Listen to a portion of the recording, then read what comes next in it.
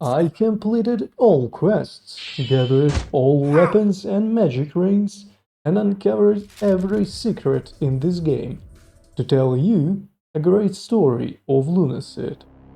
So, let's see. Turn the kettle on, make yourself some tea, and enjoy the show.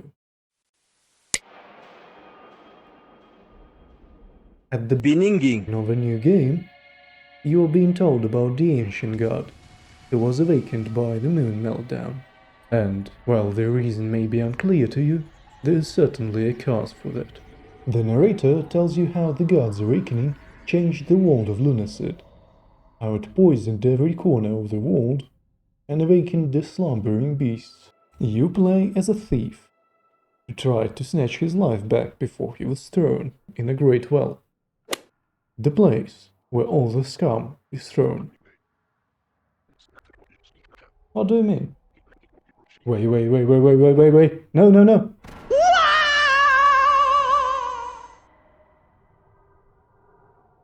What a bitch. After creating yourself a character... Wait, that's literally me. You awake at one of the 18 main locations. That one is called Hollow Basin. That has a few things you can get. And first NPC, the small demon waifu called Demi, who invite you to the main hub, Wings Rest. After not so long trip, you awake at the Wings Rest, being told that you are lucky, because you not only survived the fall into the Great Well, but Demi's transportation spell too. Apparently, the last one only made it halfway through. In this hub, you'll have a few friendos, mostly useless and already known Demi, the three-eyed ghost witch Etna, who will help you make consumables, Cheryl the Crow, who appears to be a merchant, and she sells you the best things in-game, the mana vial. Just remember to buy an enchanted key, it's important. And don't break stuff at her shop. She gets mad and doubles the price on everything. And last but not least, the Skelly friend. Don't tell others, but I think he's the best one. True waifu. Not that useless demon girl. He gives you a drink. ¿Quieres? And tells you all kinds of stories.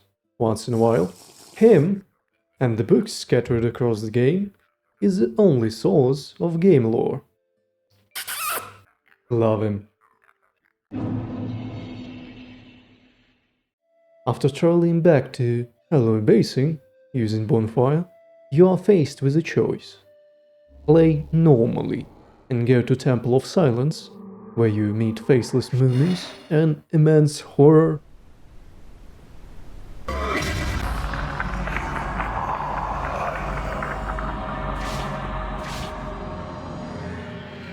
Or get yourself an abnormal jump height by popping all your levels into dexterity and making a leap of faith to reach the Forbidden Archives,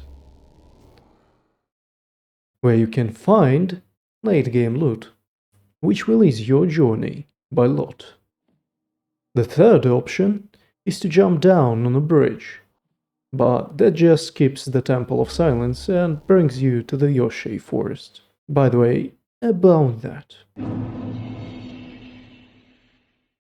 While walking in this beautiful forest, you can bump into a true MILF, whose name is Patchouli, who is actually the second merchant in the game. There's only 2 merchants, just spend all your money on that too. The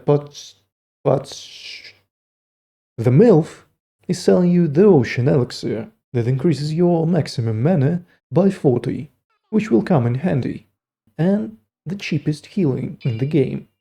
I mean, it's only 1 gold. What can go wrong? It's poison. It just straight up kills you. I still liked it. Drank all 6 that I bought. Best Beth Gamer Girl water I ever had. After drinking one of those and reloading the location, You can meet her second time and she will give you a quest to find and bring her the skull of Joshua. You would be granted a special key to enter the location where the skull is, well, located. Bring it back and she will reward you with Earth Elixir, the second type of the elixir in the game that permanently increases your HP by 40. If at the start you chose to go to the Forbidden Archives instead of the main explorer, you can meet the Daedalus, who can read the 3 black books found near the end of the game, and give you some spell rings as a reward. There's nothing much more interesting in that location besides an secret that gives you one of the best melee weapons in a game. Far into the Temple of Silence, you can find the Julisha, the second actual waifu, and your future girlfriend. That gives you a quest to find her skelly axe that ran away to some skelly girl. I think they just clicked. By finding his journal, you can get the Slime Orb spell, the most powerful poison spell in the whole game. You can get that pretty early in the game, I can tell. Later on, you'll meet Garrett the Hound, who will just sit in 4 different locations and cry, because he's a little dummy. His dialogue can actually change depending on your real-life moon phase. Let's talk about that a bit more. In a game Lunacid, there's a game mechanic called Lunacy that scales of a moon phase in your time region, with a full moon gives the highest buff that increases your magic damage and receives the XP, but in exchange you take more damage, and lesser moon phase just gives lesser buff effects. So melee is more preferred on a new moon, and mages at full moon. Here's a cool thing too. Damaging specific body parts allows you to partly dismember enemies, removing an ability to use certain attacks. Let's talk about game overall. In some parts it's just scary as fuck, especially when you find secrets. Not that one. Like the Arena of Corpse transformation or the VHS tape. Oh, I forgot to tell. You can actually upgrade certain weapons.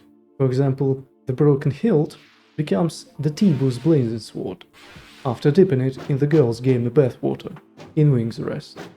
Personally, I played as a mage, with a lot of dexterity, for high jumps of course, and a lot of running speed too, because sometimes you'll need that speed, and even that sometimes this game is scary as fuck, it's really fun to play and explore, and the huge plus is that there's practically no bugs. I didn't find a single one on a full playthrough, even that I explored this game 100%.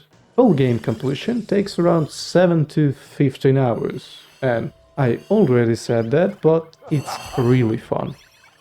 I recommend you to play this game by yourself, because it's entertaining, not grindy, and well built, which is rare nowadays.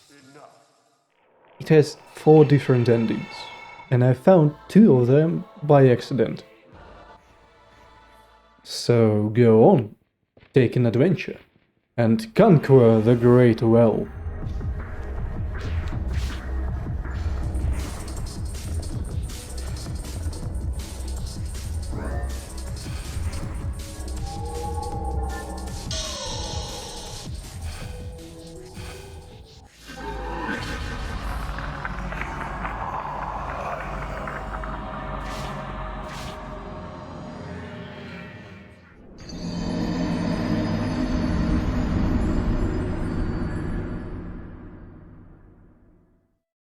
Subscribe to my channel so you don't miss any new videos, and thank you for watching. Bye!